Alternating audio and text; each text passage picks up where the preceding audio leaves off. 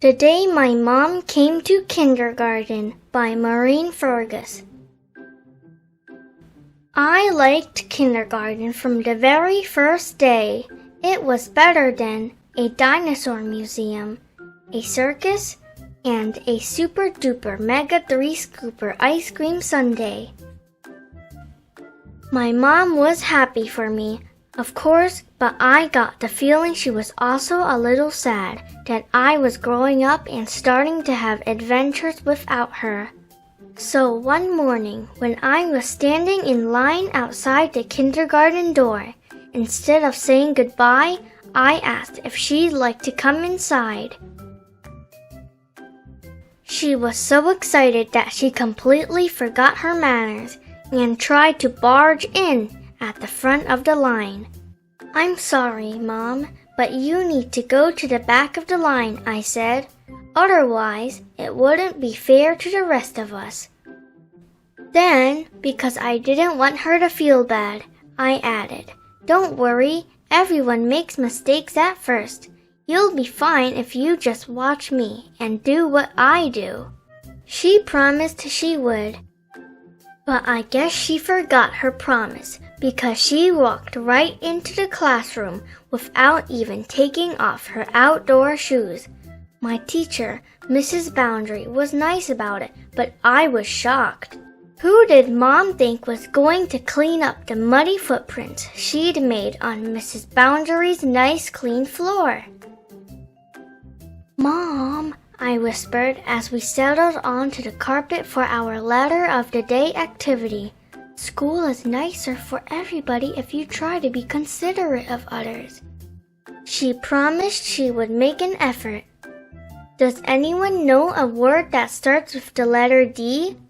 asked Mrs. Boundary. But I guess she forgot that promise too, because the very next minute, she shouted out the answer to Mrs. Boundary's question without raising her hand. I mashed my lips together to try to keep from making a groaning noise, and my face got so red that I pulled my whole head inside my shirt. My mom looked down into my shirt, where my head was, and apologized for not waiting her turn to speak. I peeked up at her and pointed out that she wasn't paying attention to Mrs. Boundary. "Talking while Miss Boundary is talking?" I whispered. "Very embarrassing, Mom." It's hard to believe she'd ever been to kindergarten. She didn't even know the basics. For the rest of the day, it was one thing after another. Mom remembered to take off her outdoor shoes after we visited the play structure, but forgot to put them neatly in her cubby. She dropped crumbs everywhere during snack time and tried to leave the table without cleaning them up. When we were in the library, she kept forgetting to use her indoor voice, and she talked to me all through story time. She swung on the jungle ropes during gym class when we were supposed to be playing beanbag tag. During music class, she went to the bathroom without asking permission, and then dawdled so long on the way back that she missed her turn on the bongo drums. And when she was having trouble with scissors during craft time, she made a loud huffy noise and slammed them down on the table. I was at my wit's end. I didn't know how Miss Boundary could stand it. But Mrs. Boundary said I should remember that Mom had never been to our class before. Sometimes it takes a while to get comfortable with something new, she reminded me with a smile. Once your mom gets used to the way we do things, I'm sure she'll learn how to express her thoughts and feelings in more appropriate ways. We agreed that we should give Mom a little more time to figure things out, and I'm glad we did, because guess what? She got a lot better after that.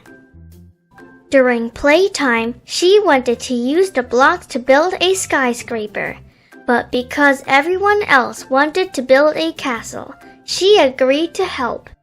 And later on, when the glue poured out too fast and ruined all the shapes she was trying to stick to the activity page, she didn't make a single huffy noise or slam the glue bottle down. "I'm proud of how hard you tried today, Mom," I told her as we were getting ready to go home. "You can come back tomorrow if you want." "Thank you, honey," she replied, "but I think it would be better if I only came back to visit once in a while. I can tell from the size of the chairs around here that kindergarten is meant for people much littler than me. And besides, kindergarten is hard work." "That's true," I agreed, "but it's worth it." "It sure is," she said as she shoved her tissue paper craft into her purse. "Even so, I think I'll stick to working hard at something meant for people who sit on regular-sized chairs. You know, something that I'm already pretty good at." I thought about this, then I said, "You're really good at being a mom, Mom." She said I was really good at being a kindergartner, crumpled some important notes from Mrs. Beaudry into her pocket, and gave me a big hug. As I hugged her back, I whispered, "Now, please take your place in line, Mom. Mrs. Beaudry won't dismiss us until you do."